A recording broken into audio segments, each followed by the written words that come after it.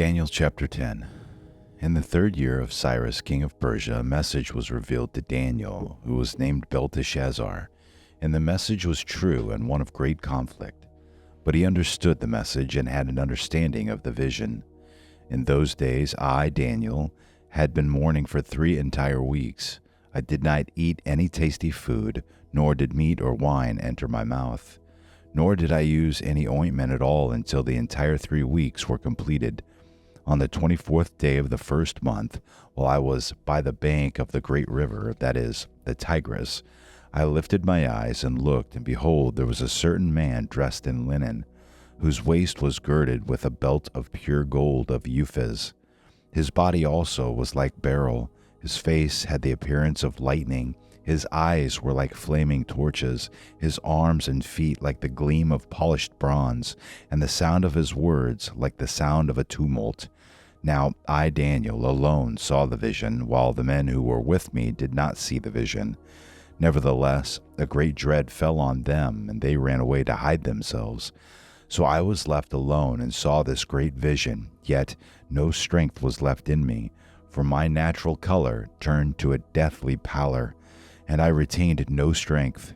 But I heard the sound of his words, and as soon as I heard the sound of his words, I fell into a deep sleep on my face, with my face to the ground. Then behold, the hand touched me and set me trembling on my hands and knees. He said to me, O Daniel, man of high esteem, understand the words that I am about to tell you, and stand upright, for I have now been sent to you. And when he had spoken this word to me, I stood up trembling.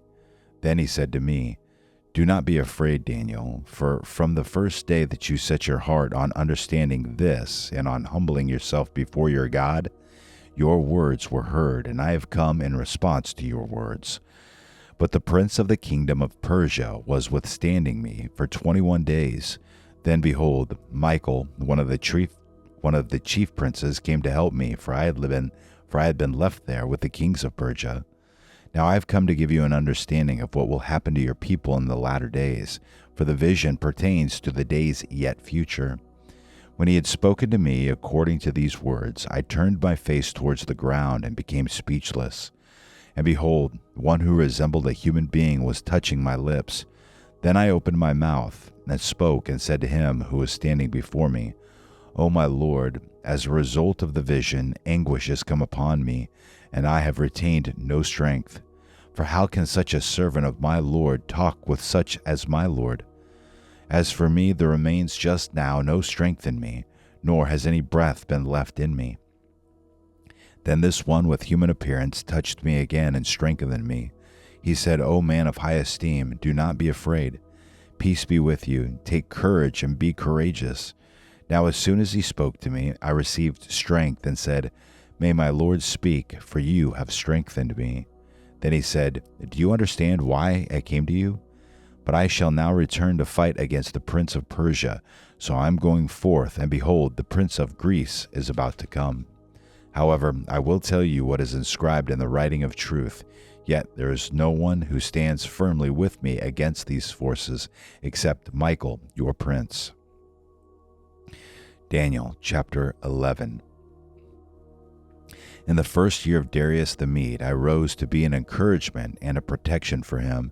And now I will tell you the truth. Behold, 3 more kings are going to arise in Persia.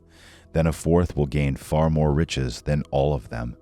As soon as he becomes strong through his riches, he will arouse the whole empire against the realm of Greece. And a mighty king will arise, and he will rule with great authority and do as he pleases.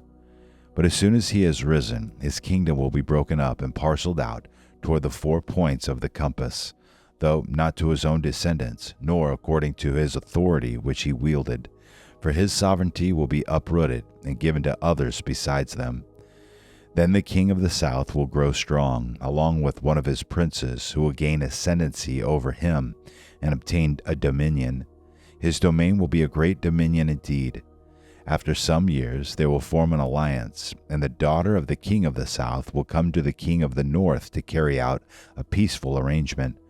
But she will not retain her position of power, nor will he remain with his power, but she will be given up, along with those who brought her in, and the one who sided her as well as he who supported her in those times. But one of the descendants of her line will arise in his place, and he will come against their army and enter the fortress of the king of the north, and he will deal with them and display great strength. Also their gods with their metal images and their precious vessels of silver and gold he will take into captivity to Egypt, and he on his part will refrain from attacking the king of the north for some years. Then the latter will enter the realm of the king of the south, but will return to his own land.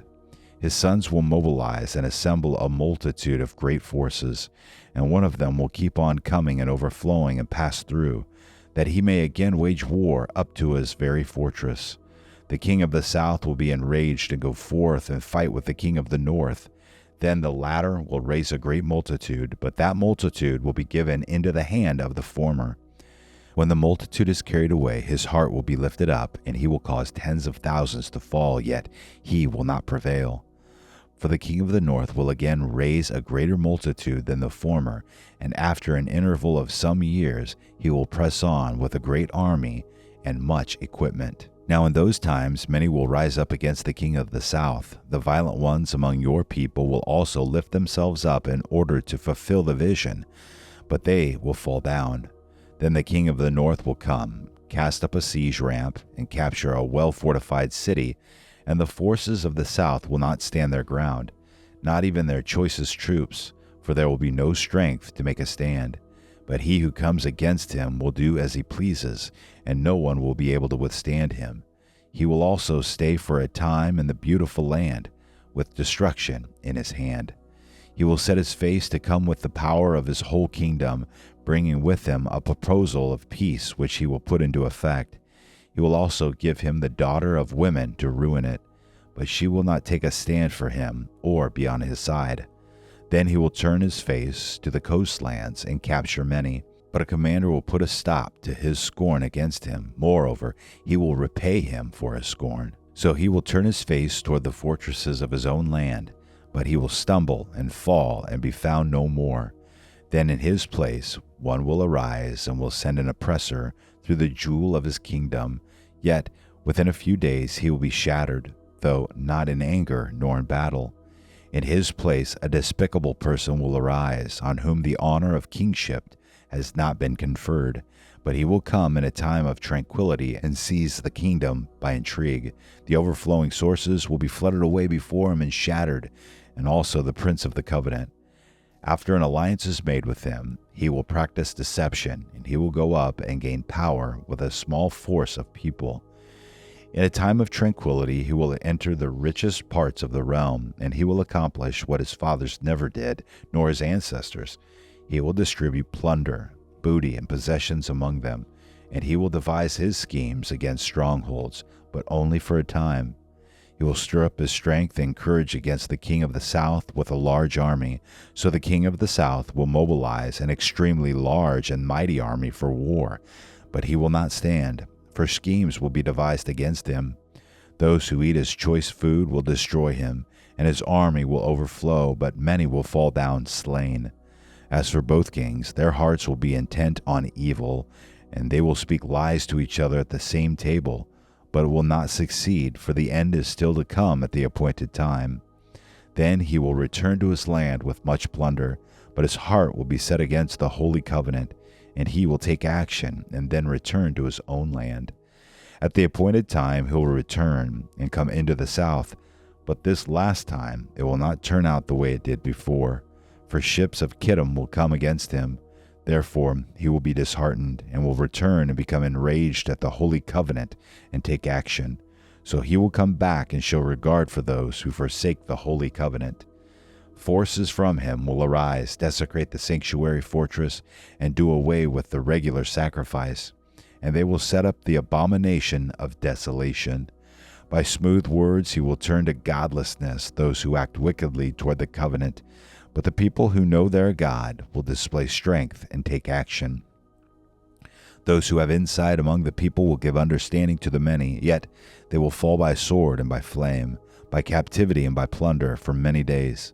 Now when they fall, they will be granted a little help, and many will join with them in hypocrisy. Some of those who have insight will fall, in order to refine, purge, and make them pure until the end time, because it is still to come at the appointed time.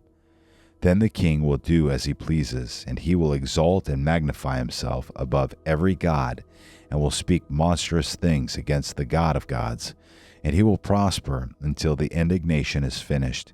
For that which is decreed will be done. He will show no regard for the gods of his fathers, or for the desire of women, nor will he show regard for any other god, for he will magnify himself above them all. But instead he will honor a god of fortresses, a god whom his fathers did not know. He will honor him with gold, silver, costly stones, and treasures. He will take action against the strongest of fortresses with the help of a foreign god. He will give great honor to those who acknowledge him, and will cause them to rule over the many, and will parcel out land for a price. At the end time, the king of the south will collide with him, and the king of the north will storm against him with chariots, with horsemen, and with many ships, and he will enter countries, overflow them, and pass through. He will also enter the beautiful land, and many countries will fall, but these will be rescued out of his hand, Edom, Moab, and the foremost of the sons of Ammon. Then he will stretch out his hand against other countries, and the land of Egypt will not escape. But he will gain control over the hidden treasures of gold and silver, and over all the precious things of Egypt, and Libyans and Ethiopians will follow at his heels. But rumors from the east and from the north will disturb him, and he will go forth with great wrath to destroy and annihilate many. He will pitch the tents of his royal pavilion between the seas and the beautiful holy mountain. Yet he will come to his end, and no one will help him. Daniel chapter 12. Now at that time Michael, the great prince who stands guard of the sons of your people, will arise, and there will be a time of distress, such as never occurred since there was a nation until that time. And at that time your people, everyone who is found written in the book, will be rescued. Many of those who sleep in the dust of the ground will awake, these to everlasting life, but the others to disgrace and everlasting contempt. Those who have insight will shine brightly like the brightness of the expanse of heaven, and those who lead the many to righteousness like the stars forever and ever. But as for you, Daniel, conceal these words and seal up the book until the end of time. Many will go back and forth, and knowledge will increase. Then I, Daniel, looked, and behold, two others were standing, one on this bank of the river, and the other on that bank of the river. And one said to the man dressed in linen, who was above the waters of the river, "How long will it be until the end of these wonders?" I heard the man dressed in linen, who was above the waters of the river, as he raised his right hand and his left toward heaven, and swore by him who lives forever, that it would be for a time, times and half a time. And as soon as they finish shattering the power of the holy people, all these events will be completed. As for me, I heard but could not understand. So I said, "My Lord, what will be the outcome of these events?" He said, "Go your way, Daniel, for these words are concealed and sealed up until the end time. Many will be purged, purified, and refined, but the wicked will act wickedly, and none of the wicked will understand, but those who have insight will understand. From the time that the regular sacrifice is abolished and the abomination of desolation is set up, there will be 1,290 days. How blessed is he who keeps waiting and attends to the 1,335 days. But as for you, go your way to the end. Then you will enter into rest and rise again for your allotted portion at the end of the age."